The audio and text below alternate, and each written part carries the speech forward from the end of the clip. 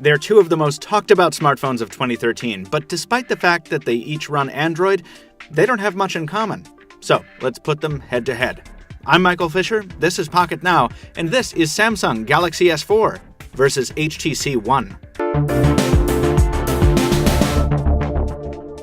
Not only do these smartphones differ aesthetically, they're also coming from completely different places philosophically.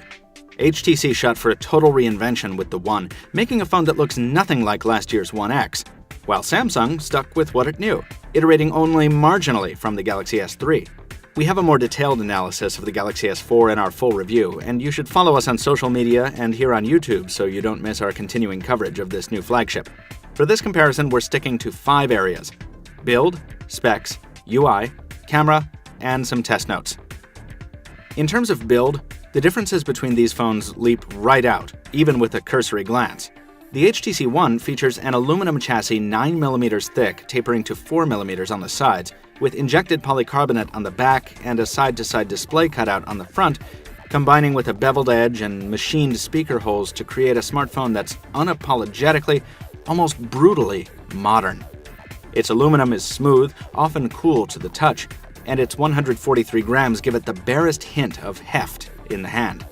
It feels like a well-crafted luxury instrument, which in some ways it is. By contrast, the Galaxy S4 looks and feels like a modest iteration over its predecessor. The S4 is more rounded, with a much more subtle feeling overall than the HTC One. It looks thicker from some angles, but that's an illusion caused by the full-width silver ring running the perimeter of the casing. The S4 is a mere 7.9mm in thickness, almost all the way across. In the hand, its 130-gram weight makes it so light as to almost seem like a retail dummy, and the hyperglaze coating on the polycarbonate gives it an almost tacky feeling. You're not as likely to drop the S4 as you might be the smooth metal One, but you'll want to avoid dropping either. The soft metal chamfer on the One is very susceptible to pitting on impact, and the glossy coating on the S4 picks up scratches extremely easily. Neither of these is rated for ruggedness.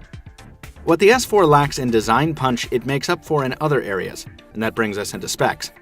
The S4's 5-inch AMOLED display is larger than the One's 4.7-inch SLCD3, and it delivers richer colors and deeper blacks. Its viewing angles aren't quite as good, though, and it's a bit cooler than the One's overall. The size difference isn't too noticeable in hand. Despite Samsung's larger panel, it's just as usable with one hand as HTC's screen due to the S4's tiny bezels. They're both excellent 1080p displays, kicking out absurdly high pixel density at 468 ppi for the HTC and 441 ppi for the Samsung. Which one users personally prefer will vary greatly. They're both top-tier displays, though. Beneath those screens, there are some similarities here. While Samsung's Exynos 5 Octa powers some versions of the Galaxy S4, our Sprint version here sports a Qualcomm Snapdragon 600 running at 1.9 GHz, slightly faster than the Snapdragon 600 running at 1.7 GHz inside our Sprint HTC One. There's 2 gigs of RAM on each phone, but storage options vary, with the S4 offering 16, 32, and 64 GB variants, and microSD expansion up to an additional 64 gigs, while the HTC One comes in either 32 or 64 gigs with no microSD slot. And while we're talking about what is and isn't removable, we should mention that the 2300 mAh battery in the HTC One is embedded, smaller than the swappable 2600 mAh battery in the Galaxy S4. More battery life commentary can be found in the full review of each phone. These devices are both beastly in terms of raw numbers, but the Galaxy S4, with its removable battery, expandable memory, and larger display, will probably be a better fit for the spec-obsessed. Diving into the software only highlights how disparate these devices are. HTC's Sense 5 overlay running atop Android Jelly Bean is a flat, minimalistic skin emphasizing grays and blacks, with add-ons like Blink Feed bringing a boxy, tile-like feel we haven't seen before in Android. The UI is responsive to a fault, with lag very difficult to induce. The TouchWiz skin running on the Galaxy S4 is, once again, less a total rewrite, more a minor tweak. Samsung's bright and colorful software design persists in the new TouchWiz, and while it's normally just as responsive as we've come to expect from Samsung, we did pick up a stutter here and there. It's nothing that makes the S4 particularly unpleasant to use, but there might be some optimization that has yet to happen here.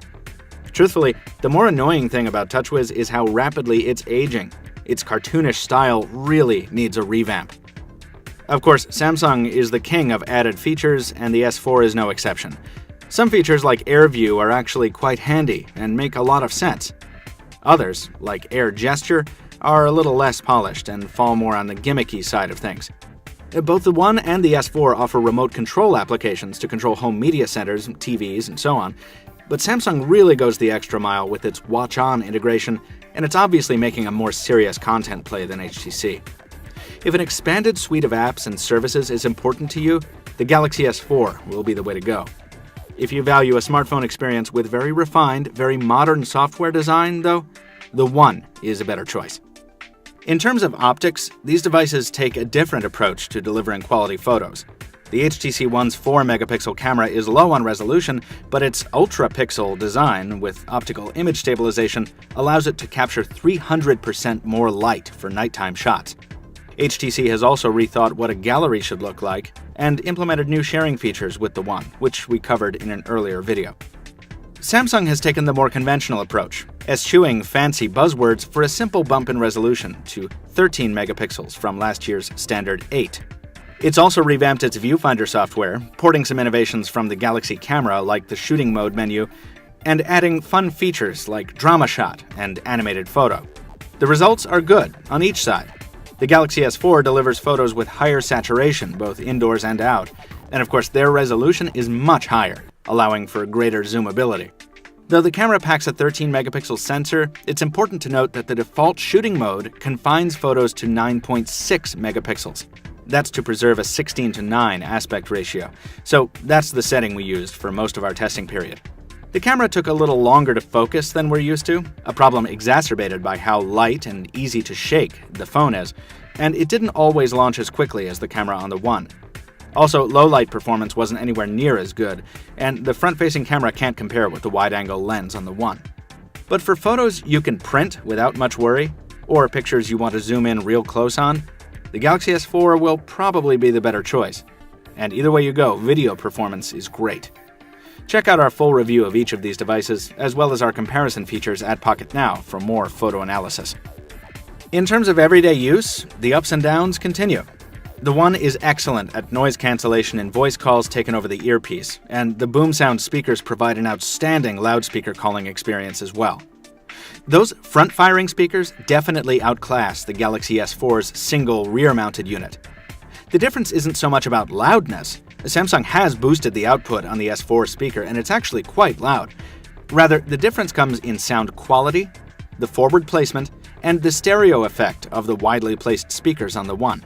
It's the best audio experience we've had on a smartphone.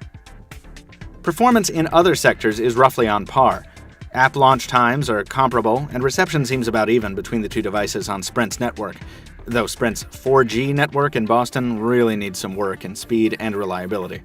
Overall, the One's software is more responsive, but the Galaxy S4 counters by offering more of the interface features we mentioned before.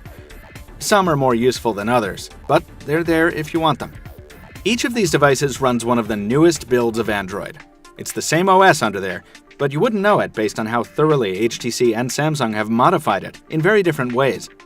If you want more features than you can possibly use, an expandable memory capacity and swappable battery in the lightest possible package with one of the biggest screens on the market, and feature compatibility with the rest of Samsung's Galaxy family, the Galaxy S4 is the phone for you. If you're looking for a slightly different feature set, emphasizing a slick UI, very cool camera features, excellent voice performance, and the best audio we've heard from a handheld, all encased in a shell that's more art than phone, the HTC One is the way to go. Either way, you'll be getting one of the best smartphones Android has to offer. That's going to do it for now, folks, but we have a whole lot more Galaxy S4 content at pocketnow.com and also here on YouTube. So, like I said earlier, follow us, subscribe to us, throw us a like if you enjoyed the video, drop us a comment if you have something to say, and thank you very much for watching. We'll see you next time.